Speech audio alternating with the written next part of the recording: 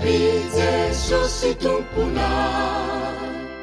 ambara mifamonjena zay nataonao faizay asehoinao ny hery namonjenao marobe ny mpamonjy olombery mamonje indray ane ny mpamonjy olombery mamonje indray ane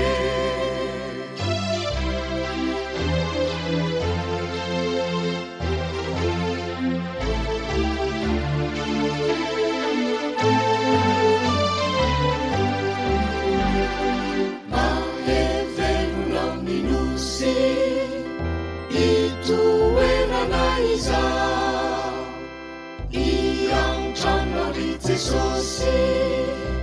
ny tsy mahalalana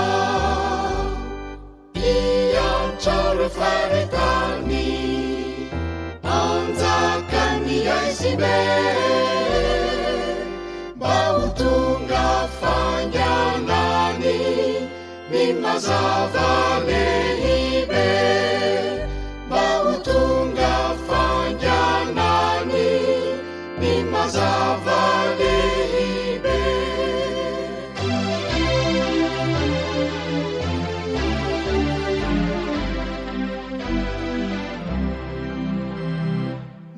maokanesary mpitory ao antany lavitra betsy mahalalakory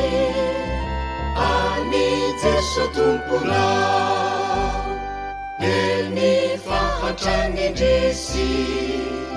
eny adalany ao fa ny olona tsy misy mampianatra azy izao fa ny olona tsy misy mampianatra azy izao